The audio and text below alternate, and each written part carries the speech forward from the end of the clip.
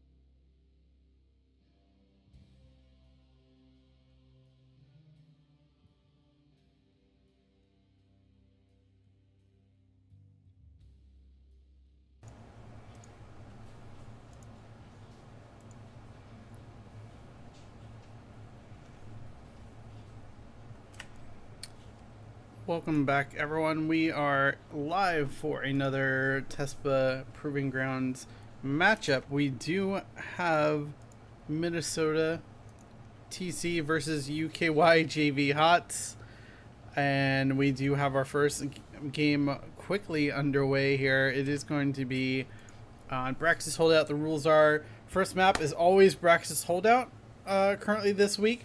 And the first pick is a coin toss, so it makes it kind of fun. We do see UKY pick up first pick first ban on Braxis, and we did see that first series between LSU and IU PUI. Gul'dan was a very strong component of that, so we do see the Gul'dan banned out. I'm DJ Tyrant, with me is P Flame G for game number 1 draft. We are Nexus Commentaries and bringing you some games from the Tespa Proving Grounds. Kind of ramp up to Heroes of the Dorm, I imagine. But this should be really good. I really like games on Braxis. They're really aggressive. Sometimes games can tend to be a little snowbally, but they're definitely, I think, fun to watch. Yeah, there's a lot of skirmishing. There's a lot of team fights. You gotta kind of make some decisions sometimes if you wanna. It's really easy to sit. One team has one of each beacon, but in order to win the game, you have to make some plays to get control of both and at least some exciting stuff going on. So I really enjoy the map. Genji is banned. We didn't see any presence in the earlier series today, but he is a strong hero in the hands of somebody who knows what they're doing. Yeah, Genji is one of those interesting heroes where if you fight against a really good Genji, it feels really bad because he's able to just with the mobility options he has, he just jumps into your backline, completely destroys it. So I don't blame Minnesota for banning that out. I imagine these teams are relatively familiar with each other. They knew who they were going to play this week. Probably talked to some of the other collegiate teams and like, hey, what do they like to run, or looked up their profiles on Battle.net, of course, and see kind of what they succeed on. But this first pick really holding out here. This has got to be an Ariel, right? Like, I think Oriel's a strong first pick. the Diablo. Ooh, interesting. Diablo, I really do like this pick. I don't know if the Diablo value is worth a first pick in this situation, especially on this battleground. Yeah, I don't know that Diablo is going to be picked away. I think some sort of Vala Tassadar, Vala Ariel, something like that being locked in right now. Yeah, But I mean, you're just asking for Garage Vala to get picked up here, and that's what Minnesota does here. And we'll have to see the response from UKY. yeah, Vala's just one of the premier assassins in the game right now. In this double support meta, she just can go crazy. Garrosh is really strong in that 4-man unit down in the bot lane. Applies a lot of pressure. Makes melees really think about their positioning. Though Diablo is arguably tanky enough to not care. Mm-hmm. So we'll see how that plays out. Yeah, definitely. I feel like this has to be double warrior coming out from UKY. I always am a bit concerned when we do see solo Diablo warriors, but we'll have to see with the way double support is working now. Maybe solo Diablo might work with another strong bruiser in that front line that can at least absorb some of that damage. And there's exactly what I was talking about. We do see a certain Sylvanas. Oh, this is cheeky. Yeah. She's really strong in any sort of 4-man unit that's trying to push down really hard. If her team gets an advantage, that Zerg wave is going to be nasty. You can probably expect key pressure on the first one if they win it. Yeah, most definitely. Neither team has picked a support yet. So yeah, a little bit different from the norm of what we're used to seeing in Heroes drafts is the sports really get contested over, but very different from what we've been used to seeing in the past month or so, at least, of Heroes. And we do see, there we go. As soon as we say it, we do see an Ariel does get banned out. And we do, yeah, Ariel does get banned out. Not a huge surprise, especially when you have a Vala that can bring that hope generation online. I would, I think a Tastar would be a really strong pick here with a Rhaegar or an Uther. Something like that. I think if you take away the support options here, and leave your solo lane or other tank or whatever it's going to be to last, because you're not in risk of that being taken by UKY. I think that would be a strong pick, but we'll kind of have to see what they go for. Yeah, that we will is the next two picks coming in for Minnesota. And I imagine they pick up a support here. You don't want to be too pigeonholed, even though we saw sports not get punched too hard. And it's going to be Uther picked up to the Zarya. So Zarya kind of functions as a support as well because of the shielding, which surprises me because Tastar was still on the field.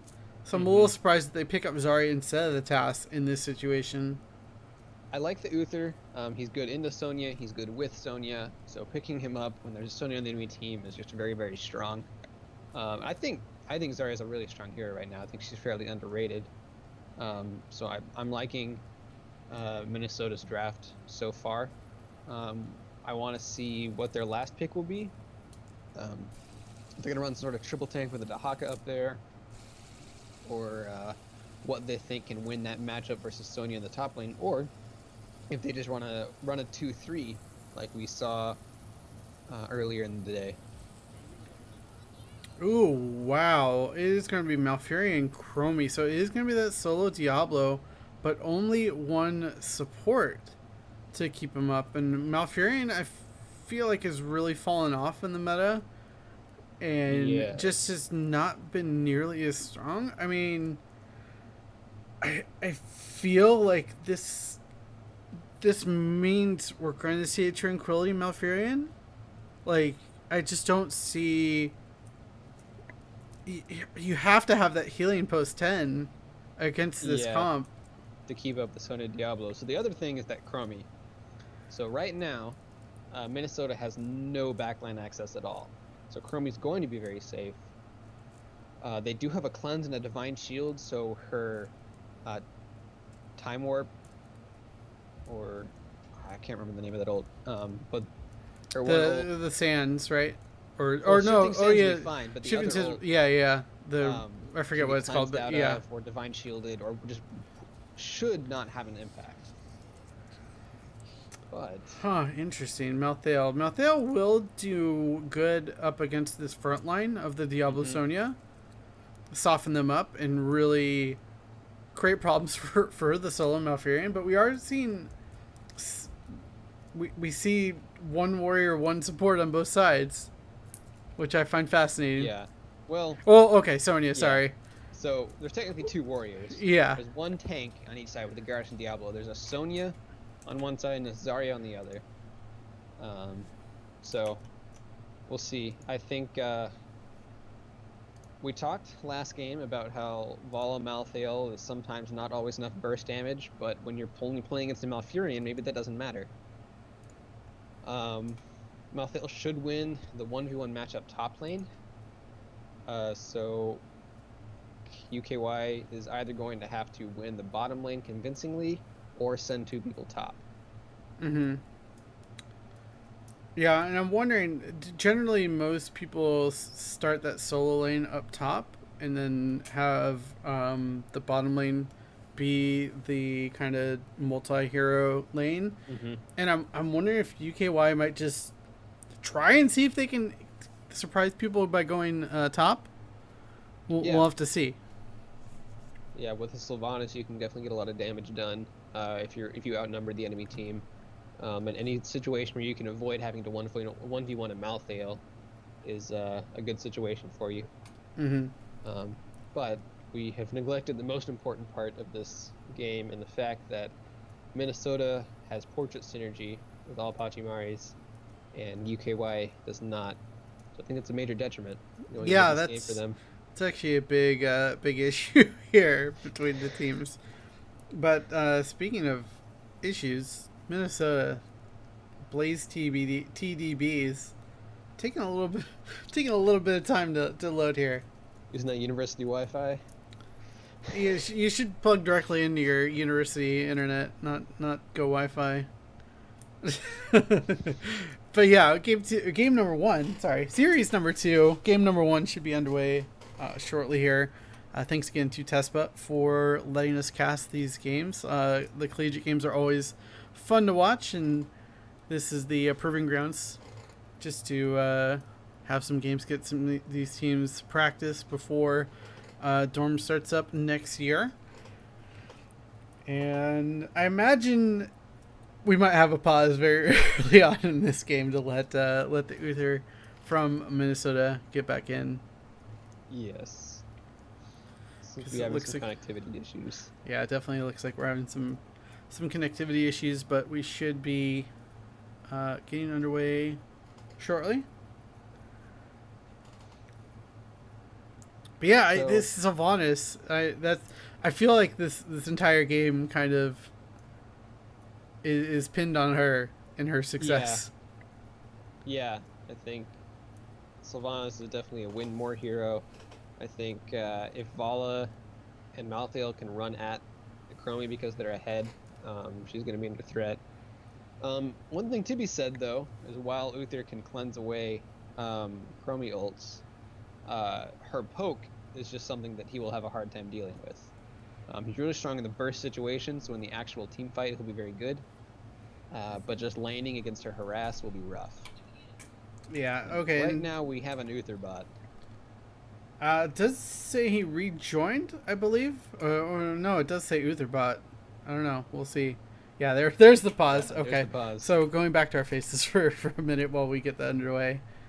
Oh, good. The Uther did not pick a talent, so that would be bad. That would feel bad. I think the bots usually wait a minute or two now. So yeah. Give you some time to reconnect. Looks like he's loading back in. We should be good to go. We're playing on Central.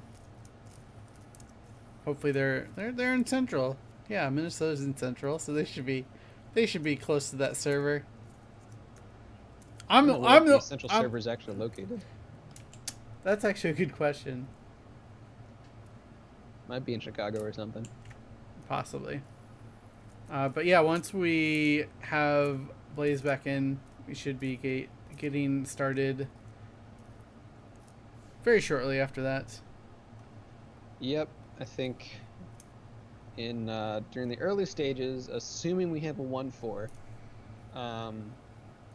we'll be looking for Malthael to dominate top lane, and bottom lane will kind of be determined by Garrosh's pulls and Chromie's accuracy. Okay, looks like we are starting back in. You said yes.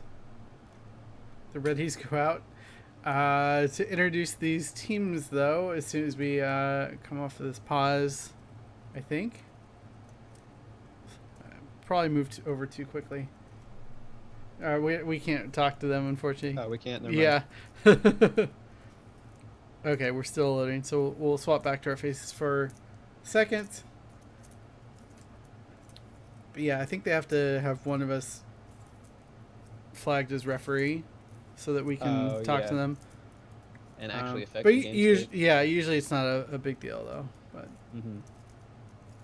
Okay, they say they're ready now. So here we go. Game number 1. Just about to get started. And no here we go. No Utherbot. We do have Minnesota TC Chef Daddy playing that Malthael XD boy on Greymane. Greymane? No, it's not Greymane. Zarya. Oh man, everything's confusing because they're moving around so much. Blaze TBD on the Uther, S Fox 64 on the Garrosh, and Subnova playing the Vala on the side of UKY JV HOTS. Who do we got? We have Sonya, played by Wise Guy, up in the top lane. Down in bot, we have Dark Shadow on the Chromie, Zach D. Moore 16 on the Sylvanas, I Make Memes playing Malfurion, and Joe on the Diablo. I hope Joe plays Johanna next game. That's all I ask. Like a true memer, the Malfurion is going Moonfire build. Yeah. Moonfire build. Well, I mean, level 1 you can't tell too much, but yeah, we already have a Moonfire build. Oh, that's a lot of damage on the Zarya here. But no one getting killed off yet. We do see the overflowing quiver picked up by the Sylvanas, but Joe does get tossed. Taking a lot of damage. Is it going to be enough? Oh, the pull-in is just barely not enough. So to note, we have Vala going Hot Pursuit at level 1, where she gets bonus move speed and mana regen at 10 stacks of Hatred.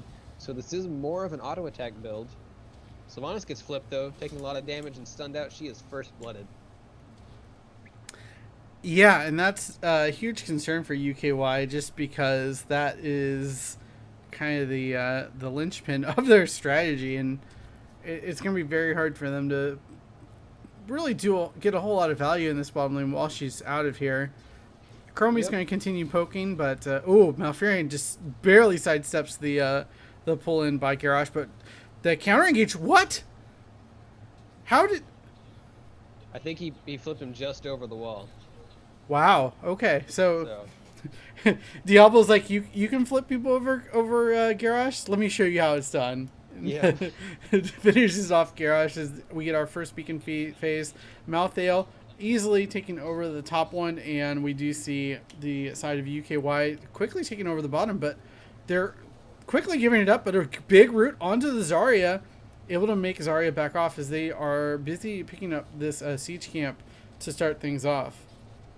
Yep, now that all 4 are back from Minnesota, they should be looking to contest this, see if they can get another pick based off of the Garrosh. I think straight on team fight might not favor them as much, but they get Malfurion.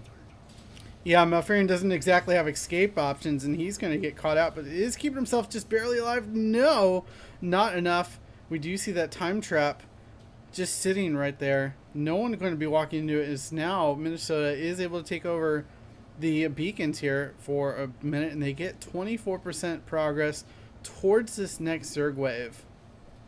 Like I said, Uther doesn't have the most sustained healing, so even though they win and get a kill, their health bars are a lot lower than UKY, but they isolate the Diablo and might take him down. Yeah, they should be able to finish him off here, and that is a big kill on the side of Minnesota, and they're already up 3 kills to 1 early on in this match, and they're going to be securing that bottom beacon, giving them even more progress towards this Zerg wave as we continue forward. S Fox a little bit low, but that trait able to keep him alive. Oh, what a Chromie great gets grab on flipped. their Chromie. Sonya might take out Malthael on the bottom at the top lane, if she does, which should stop this progress if she gets onto the beacon quickly. Yeah, she is going to be able to stop this progress, but it's going to hit 96% before she's able to stop the bleeding there. As we do have our level 4 talents out now for both teams. Couldn't really get to talking about them through the chaos, all that, but nothing Malfurion too picked out of the... broccoli. Yeah, Malfurion does pick the broccoli. Oh, and Diablo gets tossed once again. Charge out is almost enough to save him, but not quite. And now we should be seeing Minnesota being able to take over this bottom beacon. We did see UKY got 18%.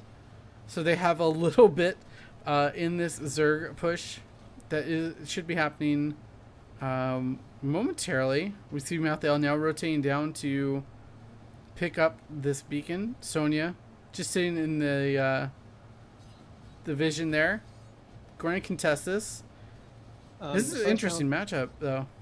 Chromie went Dragon's Eye for her level 5 talent, where Dragon's Breath deals 25% more damage to enemies in the center, which means she is more focused on the one-shot than the harass damage, which I think is interesting versus an Uther.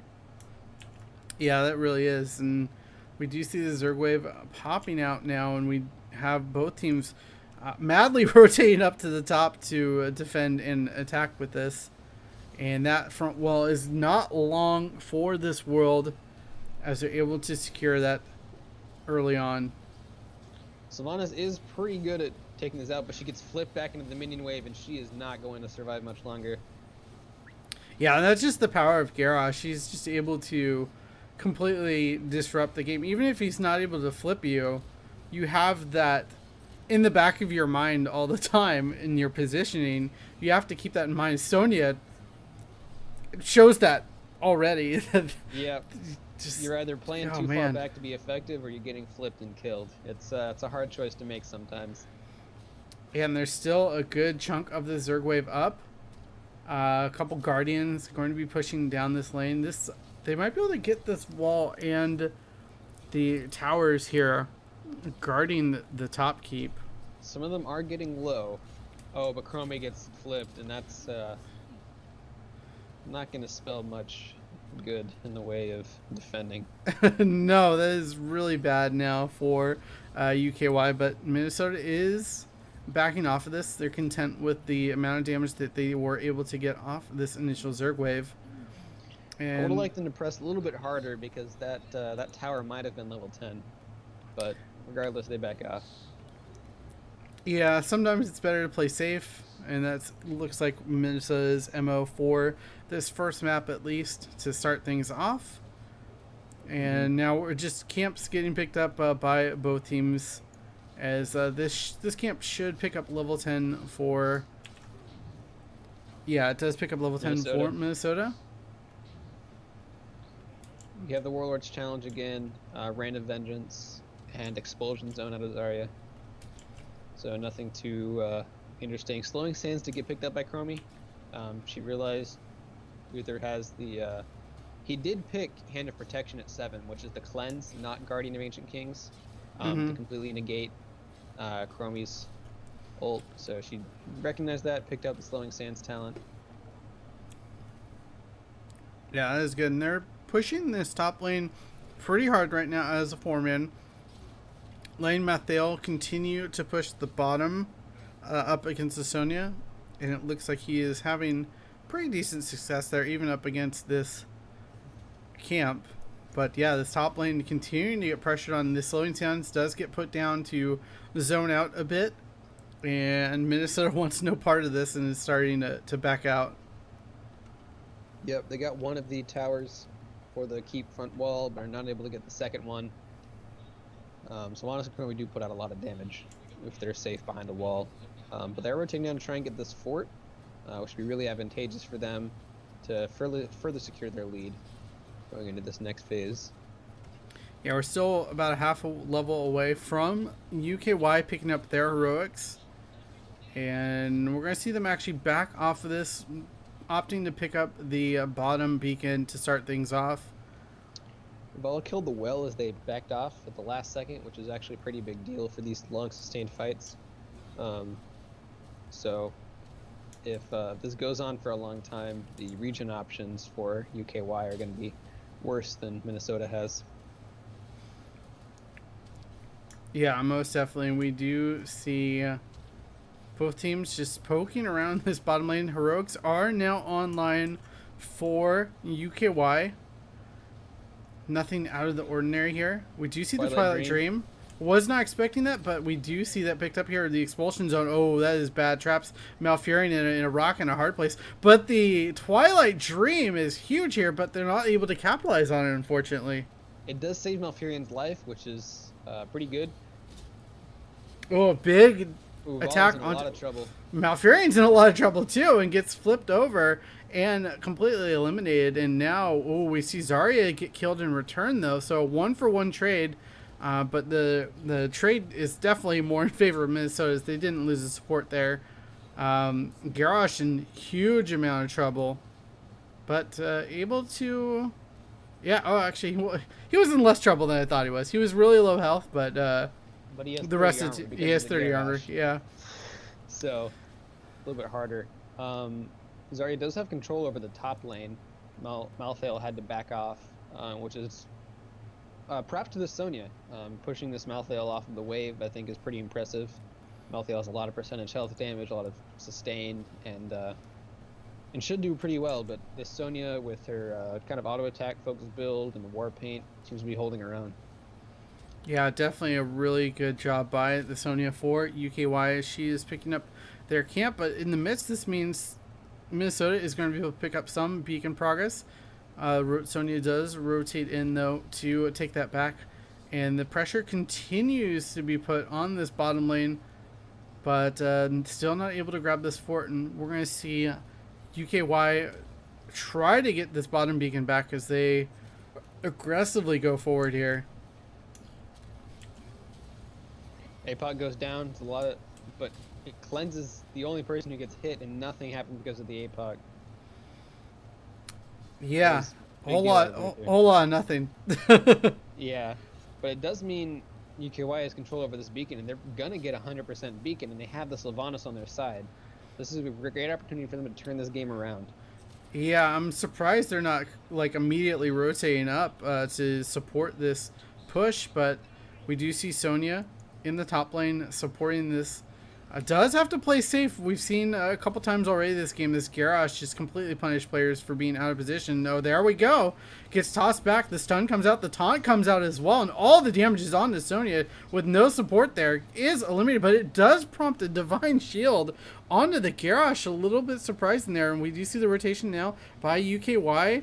I feel like this is a little late on the rotation. They didn't get a whole lot of value in that bottom lane either. They didn't even fully clear out the Zerg wave. I have to question the Malthael's use of his ult right there. It's used to apply his mark to as many targets as you can. There's only one target you needed to apply it to right there. So, yeah. I guess it helped his self-sustain in the middle of that wave. It's pretty dangerous to fight there. But Diablo gets flipped in. Looks like he's taking a lot of damage, but he has a nice charge-out target in Zarya. Use the expulsion zone to keep herself safe. And everybody's hanging on with really low health bars. Malthael may go down to this Chromie. Yeah, Chromie is just going in, trying to get this, and Garrosh has to be careful because that Chromie poke, even with the armor, can really do the damage. And yeah, Garrosh is going to have to completely back out of this to get his HP back up. And we do see bottom lane does have a little bit of minion pressure, so Sonya is going to respond to this and push this back. But fairly even game right now, considering how many kills Minnesota has. Yeah, Chromie just finished her quest to heal our Sandblast, so that should be a good amount more damage coming out of her. It's a big kind of damage spike, and at next level, when she picks up her 16 talent, 2 levels early, that should be probably a lot for UKY to be able to force off of. So I think they should definitely be looking to do something here soon.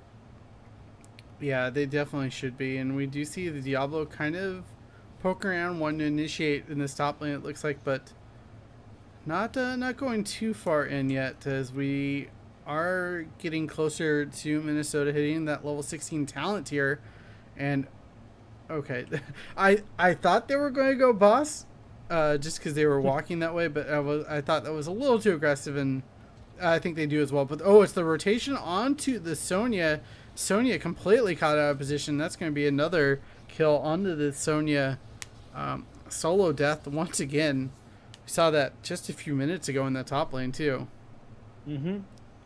You have to be careful when you don't have vision of the enemy team and you're trying to fight a Malthael and suddenly 5 people are near you.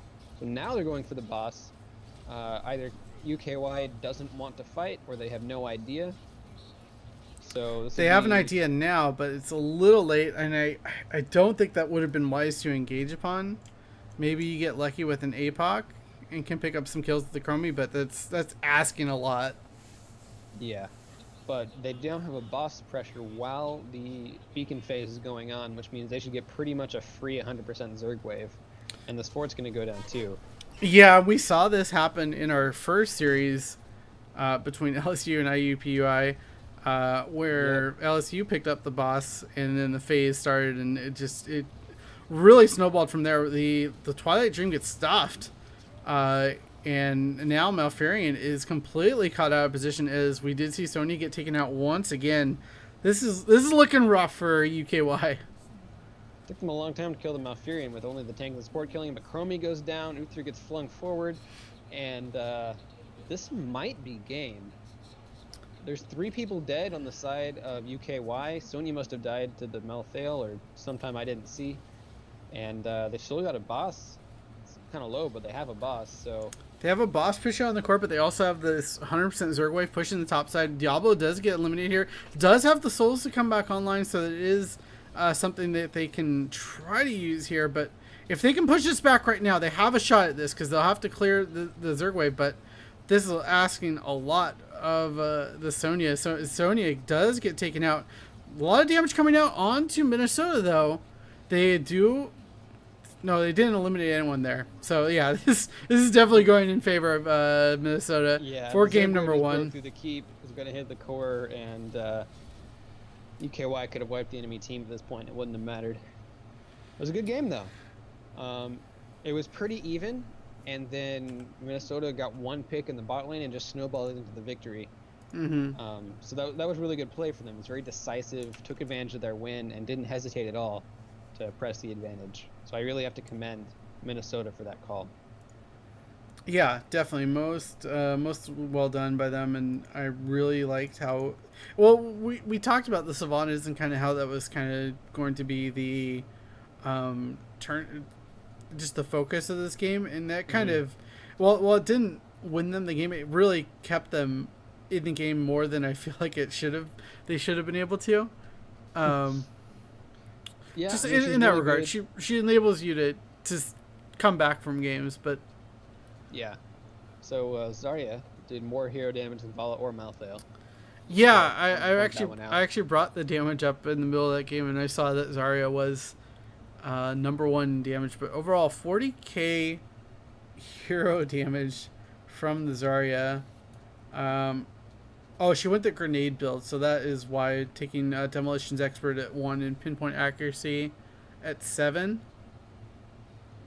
So yeah, just the continual poke from Zarya added up after a while. It did. So we'll see what UKY decides to go for with this next game. They get to choose between map pick or first pick, and it'll be up to them whether they think they have a map strategy that can really win them a game, or they just really value that first pick. Yeah, and it looks like we do know the map. We don't know who had picked, but it is going to be Cursed Hollow. Not a huge surprise. This is definitely a comfort map for many teams in Heroes. So I do like this pick for the Battleground. I'd be interested to see we're waiting to see who exactly did pick this up. Let me go update the overlay with the new score. What kind of strategies do you think we might see on Cursed Hollow? I mean, it's a pretty standard map. I think you have the option to play some split push strategies. Some Abathurs, Dahaka's Falstad kind of deal, and try and pressure out the enemy team and delay at the tributes for a long time. But you can also just pick a strong team fighting team and fight at these tributes and try and win the old-fashioned way. So, it's kind of up in the air. So we'll see what they kind of go for in the draft. It's there's not really, a bad team comp on this map. You can go for a lot of different things. Yeah, no, I definitely agree with that assessment on this, and should be getting underway soon. We do have UKY, so we're kind of getting a player in here. But yeah, Falstad is currently available because the fix to his bug was done and is live, so we might be able to see him on this map. Global presence obviously very important and strong on this battleground. We'll have to see how this draft goes, though. I'm curious if we're going to see Dahaka kind of come into this, because it's been a little while since we've seen Dahaka. We haven't actually seen him at all in today's games. I think he's a very strong hero, and I'm almost surprised that we haven't seen him. Definitely a really strong map for him, so I'd expect his priority to go up. So I think Brightwing, also just other split push type healers. We'll see if we get another double support game, and how that turns out. Yeah, and we did see that this was UKY getting first pick, first ban, so Minnesota taking this to Cursed Hollow. And we're going to see, I would imagine, some global bans here, but maybe that will go more towards the meta. Tastar, Ariel. Yeah, I mean, Tassadar, Malthael, ETC are all just really strong heroes that are good on pretty much any map. So we'll see if UKY continues with their solo support strategy or not. Sometimes it's just up to your roster. If you don't have two support players, you kind of have to make do. Yeah, absolutely. And they're really thinking about this ban. They're going to let the clock really tick down here. I'm curious if we're going to see... Okay, we are going to see Garage banned out. They are done dealing with that. I mean, I don't blame them. It gave them a lot of trouble last game, and if they think that they could beat Minnesota in a situation where they weren't getting thrown out of position every couple seconds, then, that maybe that's what they want to do. Oh, and we see Dahaka banned, so Dahaka finally getting some love in the sense that he is getting banned out. We see him on the draft screen. We just don't get to see him in game. Yeah, it's poor. Feel bad for all the Hawk mains looking to see him played. But first pick here, might we see a Tassadar? A Tassadar would be great here. If the team doesn't play it, I mean, something as simple as a Vala would be great. Or another global hero, like a Falstad or something. I don't know if you really need a first pick Falstad, but I would want him before the second ban phase.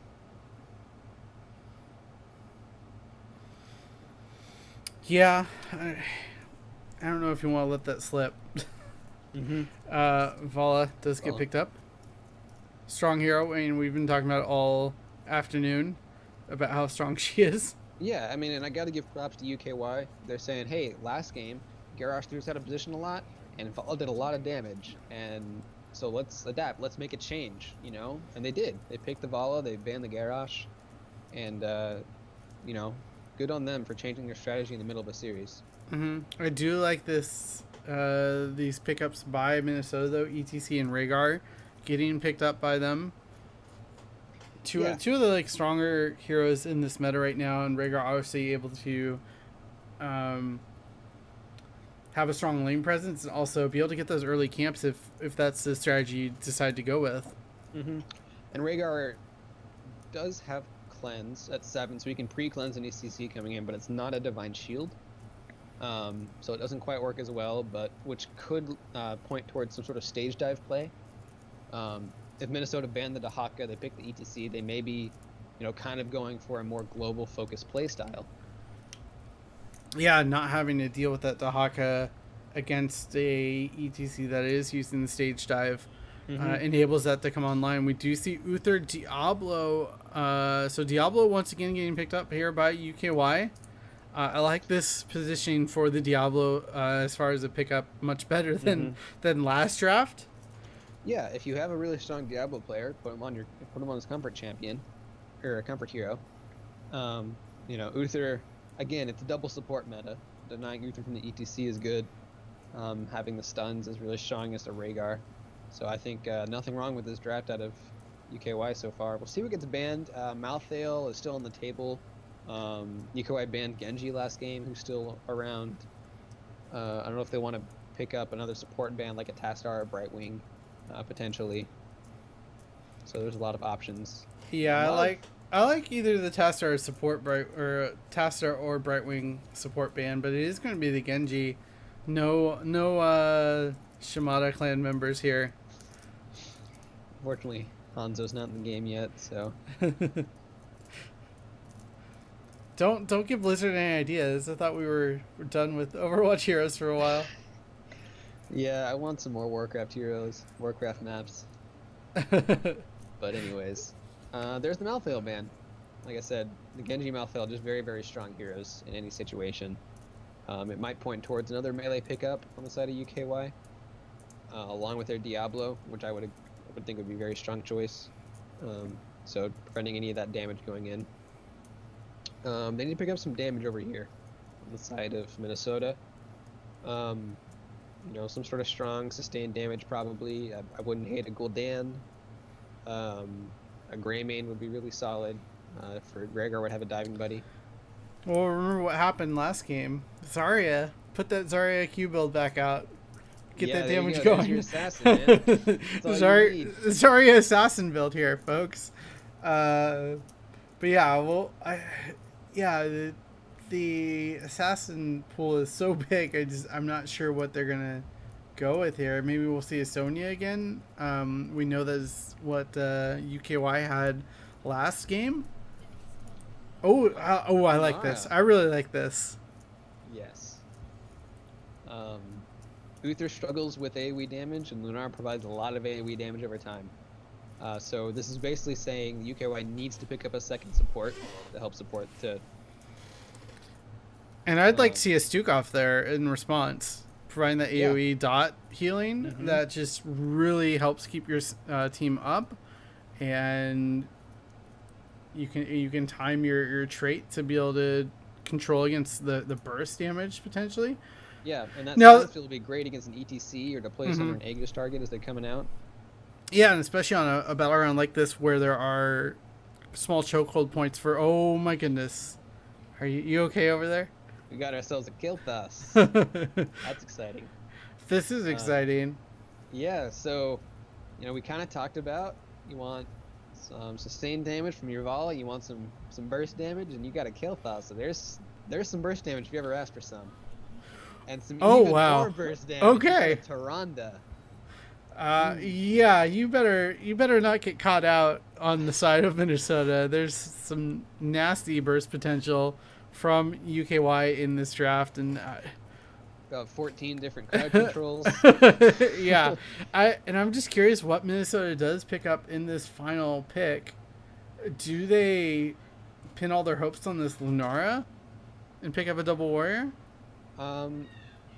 Maybe that would concern me. An assassin, you need somebody who can survive.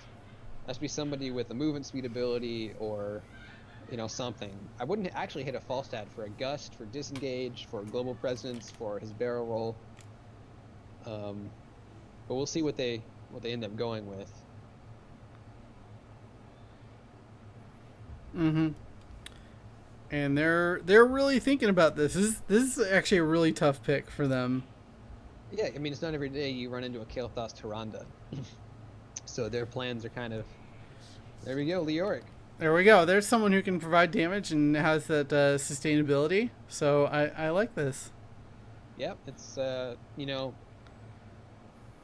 Leoric gets blown up, it's not the end of the world. So there's one way you can go with it. So basically, Lunara is one of your few targets, and even if you pick her, you know, Minnesota still has the Aegis and the Ancestral, so they have some good options to keep somebody up who gets cut out. But they don't have much damage at all. Yeah, they don't, and it's going to be really interesting to see how this does play out, because I always, I mean, I think I talked about this during the first series, how I'm concerned about the meta shifting to these double warrior, double support comps. And if your damage dealer does get caught out here, which is very possible by the draft from UKY, Yes. what do you do then? Yeah, I mean, if your Lunara is dead, you don't have anything you can do. You just have to run away. So it'll basically be up to, can UKY execute and actually get the picks, and start out these team fights explosively. As they go longer, you know, with Lunara damage, the Yorick damage spread out with the Uther Tyrande for supporting, it could be rough. But, you know, I'm not going to count UKY out even in an extended team fight, because Vala and Kael'thas are still a lot of damage. Yeah, and we are here on game number 2 with Minnesota TC here on the left side, up 1-0. We have SFox64 on the ETC Subnova playing the Lunara Blaze, TDB on the Rhaegar, Chef Daddy playing that Leoric, and XD Boy on Ariel. Over on the red side, playing for UKY, is Joe on the Diablo. I Make Memes rocking the Uther, Dark Shadow playing Vala, Wise Guy on the Tyrande with that Owl build, and Zach D-More16 rocking Kael'thas with the Convection quest. So I think it's a little interesting. You just lost, and you're still going with the more aggressive level 1 and the Convection, relying on not dying. Again, this Vala is after my own heart, going for the auto attack build instead of the Q build. Yeah, most definitely. And yeah, the Kael is definitely going to be a focus here for us in this early part of the game, seeing if he can complete that quest without too much trouble, or if Minnesota is able to get an early kill on the Kael, and cause some real trouble for that. Yeah, but you know, there's not that much CC. There's really just the ETC. There's not a lot of backline pressure. So, you know, maybe he just looked at the team comps and said, I should be safe. I should be fine. Yeah, speaking of that, though, bottom lane is completely uncontested here, and Lunara is able to just clear out a tower very early on.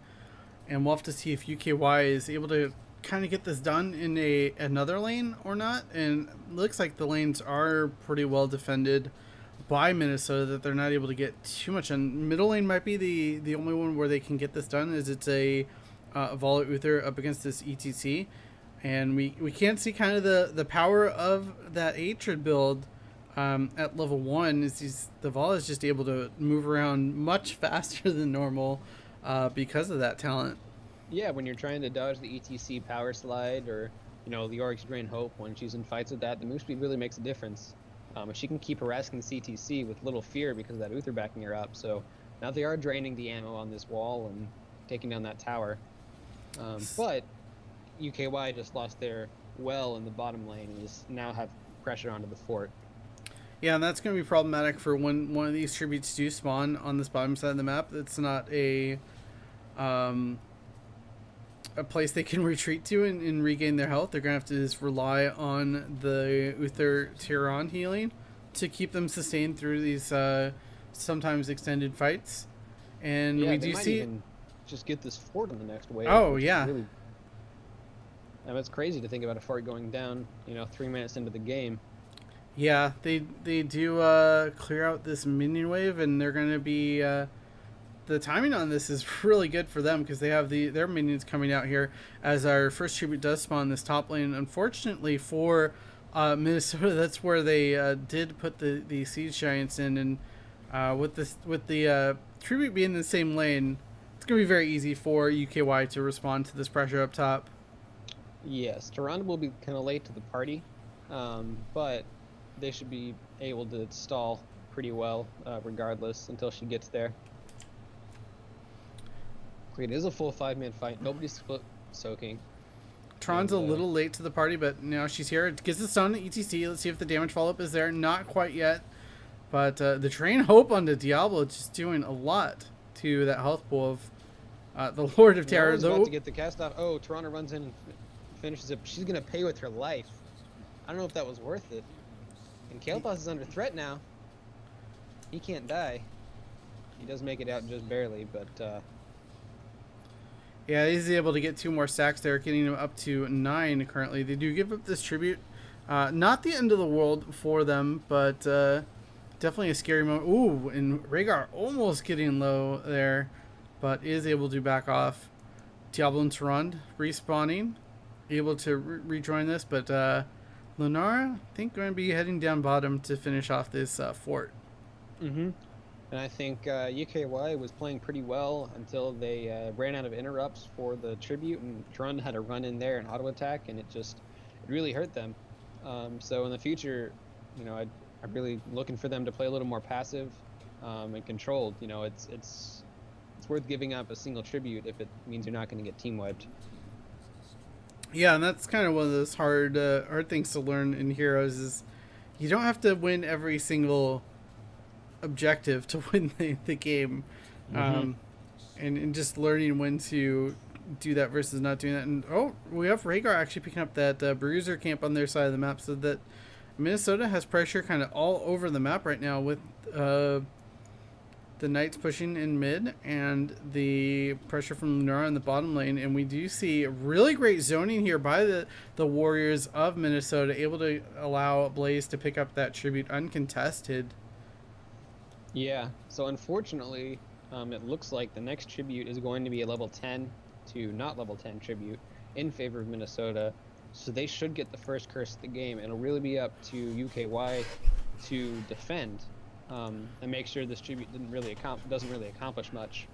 Otherwise, they're going to be in a tough position. Yeah, and it's most likely going to be in the bottom lane as well, because we had the first 2 tributes up on the top side.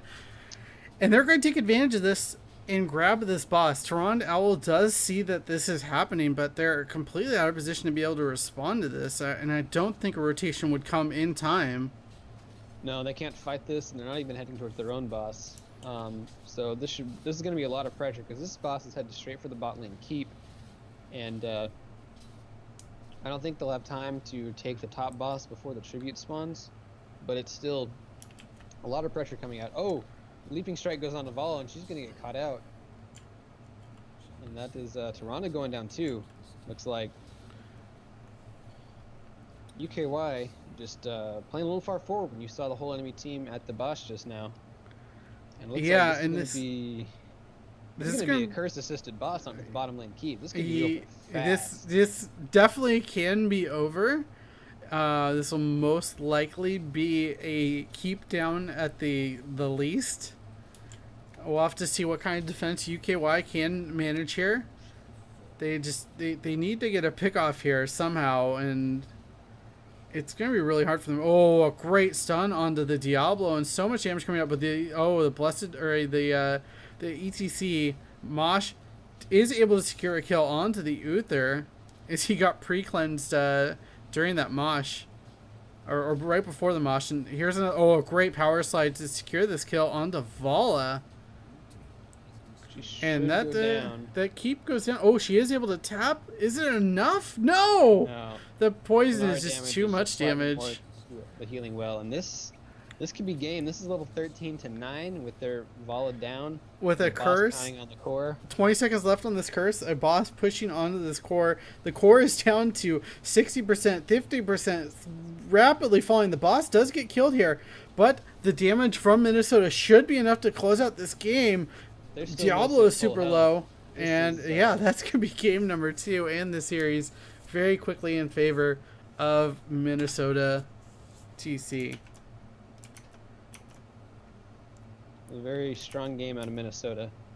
Again, you know, they got 2 picks in the bottom lane. They took the boss, they took the curse, they ended the game. You know, they made the decisive call when it needed to be made. And you know, I don't know how much UKY had, you know, what they could have done to respond to it after those picks happened. So really strong play out of Minnesota. I'm looking forward to seeing them in the future. Yeah, most definitely.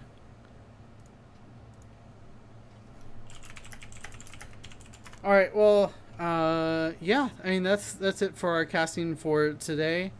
Um, we really appreciate you coming by Nexus Commentaries. I'm DJ Tyrant. With me has been Carl P Flame G, and make sure to follow us to see more. We'll be casting some more Tespa action in the future, as well as more amateur stuff. Check out the Rect League. Check us out on NexusCom HOTS on Twitter. We have some more information there about that. But any final thoughts before we go? I don't think so. I'm just looking forward to casting more great games in the future. Yeah, most definitely. All right, we will see you next time. Thank you, everyone, for coming by, and we will